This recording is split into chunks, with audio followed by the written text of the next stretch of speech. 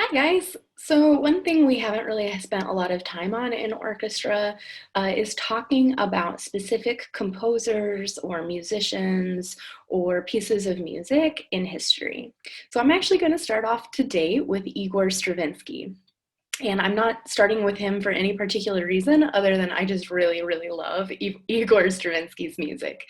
So Igor Stravinsky was born in 1882 in St. Petersburg, Russia. And Russian music has a really distinct style about it. So Russian music might go from really romantic, beautiful, to really sharp and attack, kind of like really aggressive fight music. And so Stravinsky is really well known for this. And he also is really well known for being one of the very first Russian composers to kind of push the envelope of what is and isn't okay to do in music. He's very punk rock, which I love about him. He went to college to become a lawyer, and he had already learned how to play piano by that time. And while he was there, he met a guy who just happened to be the son of a really, really famous Russian composer named Rimsky-Korsakov. He is really well known for two pieces of music in particular, Scheherazade and Capriccio Espagnol. And Capriccio Espagnol, this one is particularly important to me because I'm a clarinet player, and it has a very, very famous clarinet solo in it.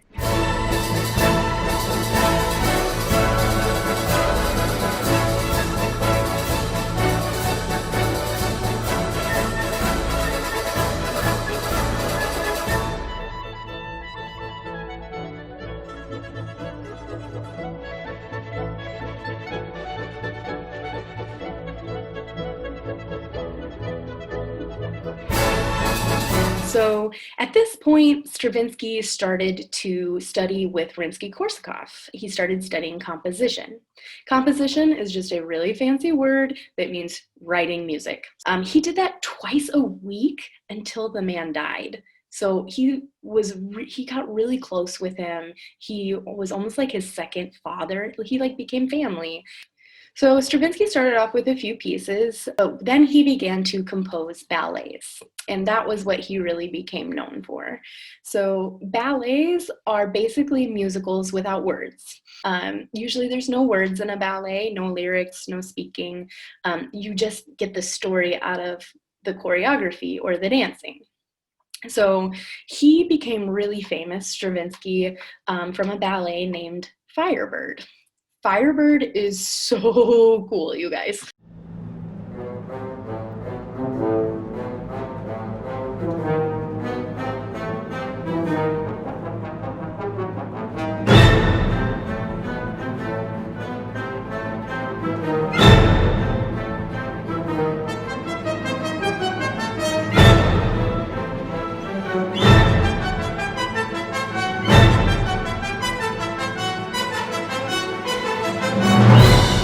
One thing you'll notice about Stravinsky's music is that sometimes it's really hard to find a beat. It's not something you can just tap your toe along to very easily. So even when you do find the beat, sometimes it's kind of hard to tell what time signature you're in. And he does that to keep you feeling off balance, like, whoa, what's happening? And that's kind of one of the things he's known for. In 1913, he premiered a piece that is going to be the one everyone knows about, The Rite of Spring. And he's known for it because it literally started a riot.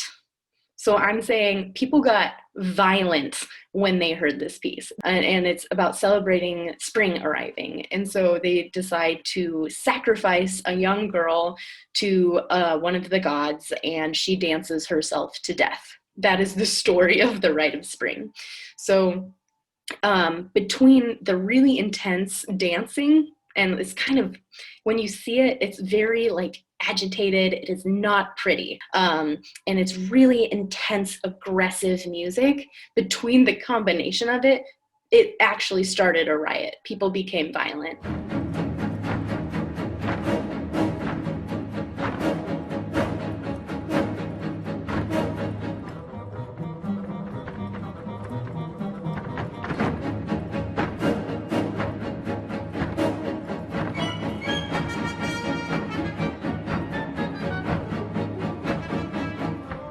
And so after a while, he ended up in Switzerland, just right about the time the Russian Revolution started in 1917. So it is important to talk about the Russian Revolution and especially the times when composers lived. So in Russia, there was a royal family called the Romanovs that were in power at the time. There was a lot of poverty throughout the country. People were literally starving to death. And so people were really upset. A group of people named the Bolsheviks came out and they were like, we're going to solve this with communism.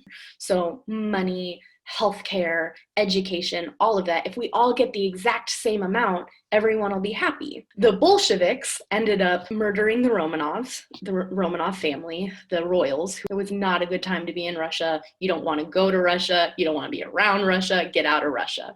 So Stravinsky did not go home, and he wasn't able to go home for a really long time. Now, because the law at the time in Russia was the way that it was. Basically, it didn't allow for Stravinsky to make any money off of the ballets he had written. He wasn't getting paid for them. And so he was going through a really hard time financially. He didn't have a lot of money.